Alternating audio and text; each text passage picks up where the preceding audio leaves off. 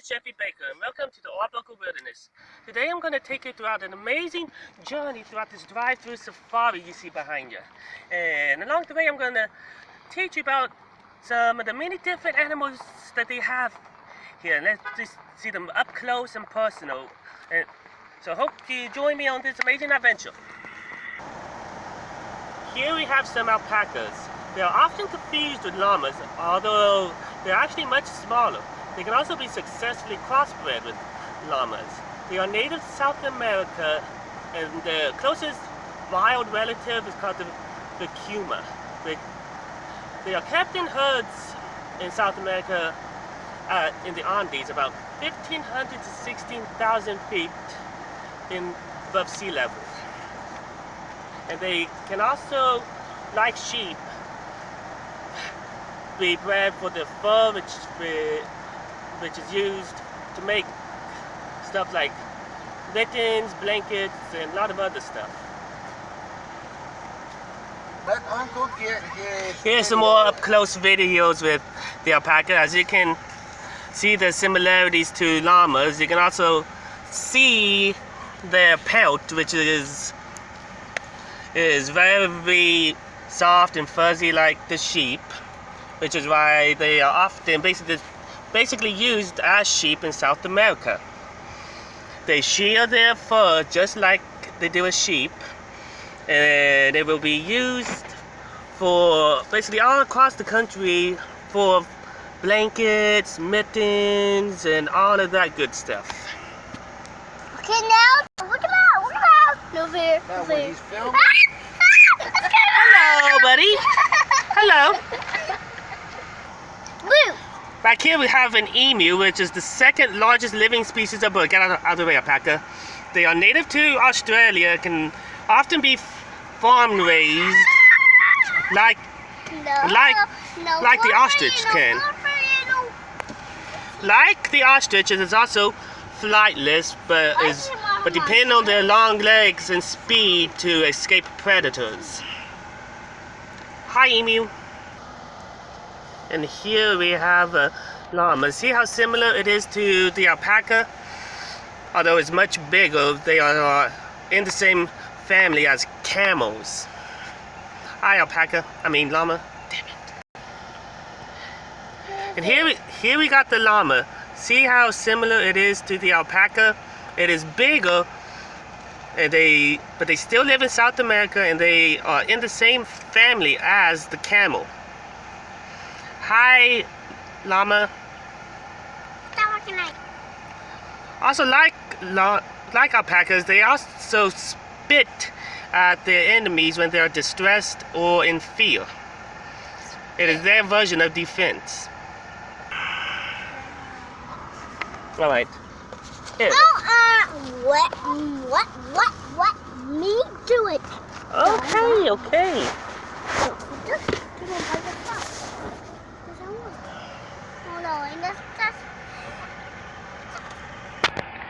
Right here we have the Pierre Davis deer.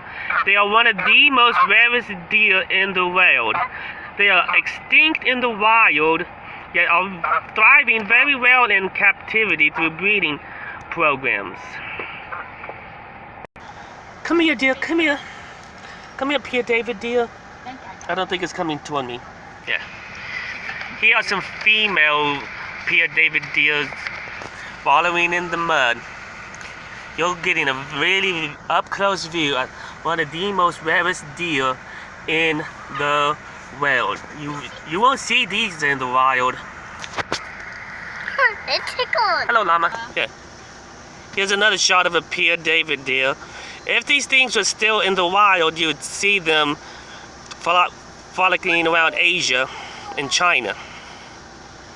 They are actually one of the largest species of deer in the world, but the largest is still the moose.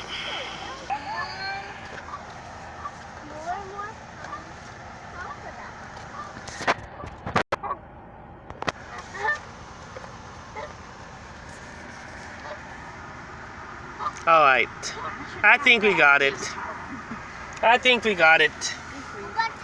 Hey, another car. Hey, a car's coming up, so we need to start moving. Bye. you rare but beautiful deer. No, don't do it. For now. Can you believe that beauty is endangered? That's Okay. sad. It's looking right at me, so. Awesome. And here we got a dromedary camel. Despite popular belief that their hump is actually used to store fat and is not used to store water. But they can live weeks without water based off of the plants that they eat. Here's a little less up close camel. As you can tell, they are actually part of the same family as llamas and alpacas. They live in the deserts of Africa. There is a horse. There's a horse right there. That is a horse. That is a horse. I think I got the facts wrong on the Mommy, ostrich. Teddy didn't even bite me. That's a horse. We don't have no our food. Mama, Teddy didn't even bite me. Oh, look at that. Yes, It was a way off. I got it.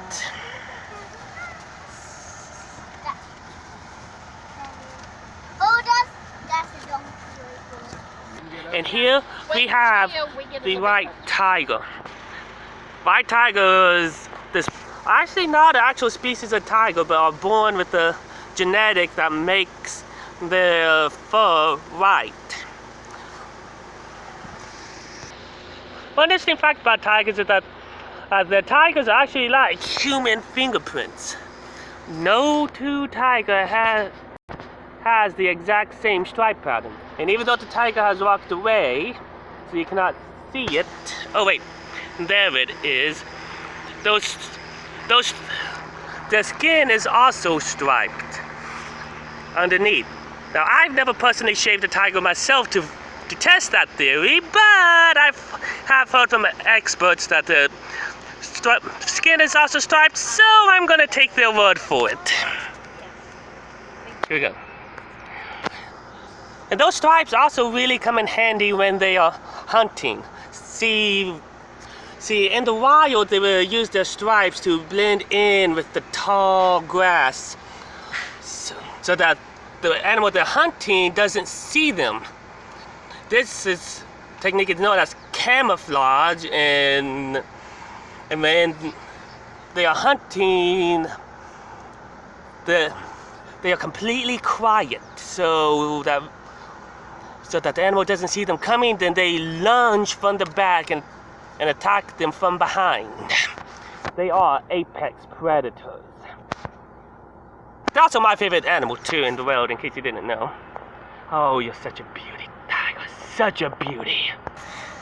And here we have a zebra. Like tigers, their stripes also are unique.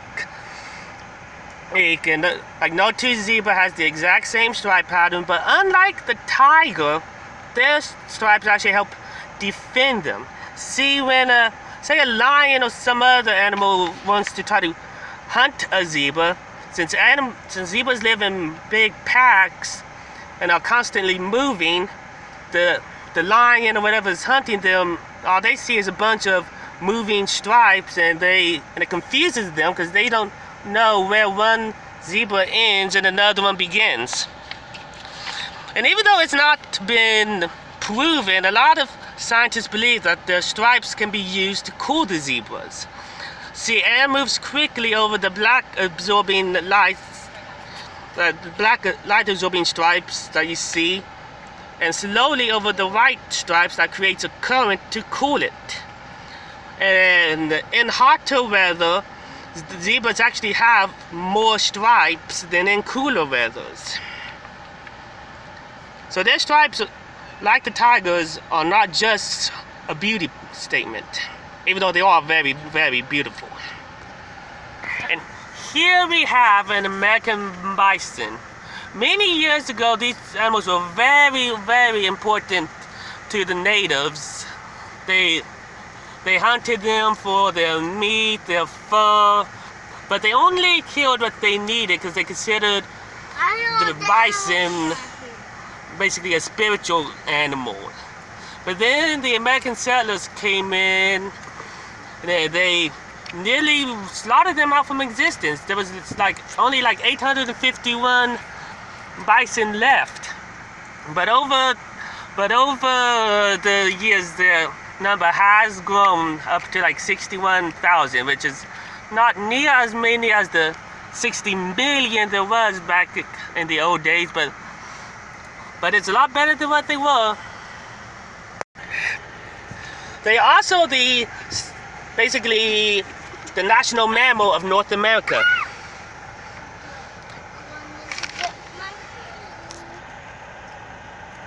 There's a donkey in front of it. The bison is also the second heaviest animal in North America, only to the moose. Now here's an animal that needs no introduction. You may know it as the giraffe.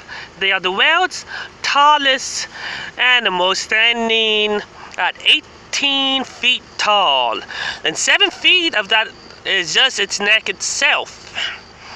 The tongue is 18 inches long, and they use that in the wild to grasp the tallest leaves from the tallest trees that no other animal can get. And here we have the white rhino. Like all rhinos, they have been extremely targeted by poachers, but thanks to conservation efforts, they actually have become one of the biggest success stories, and are now the most populated rhino in the world. And you wouldn't think by looking at their horns, but their horns is actually made out of the same material as your hair and fingernails, a material called keratin. A lot of people think that it's made out of iron like elephants, but it's not. And in the native habitats in India and Africa, a lot of people believe that their horns actually have some healing factor in them, so that they are killed so their horns can be used for medicine. But as you all know, that is false, considering that it's made out of keratin. But for some reason, people in Africa they don't seem to want to believe that, and they continue to target them today and threaten them for their beautiful horns. Rhinos also have very poor eyesight, but they have a keen sense of smell and hearing to make up for that and to warn them of upcoming predators and upcoming danger. So even though they can't see well, the rest of their body makes up the difference.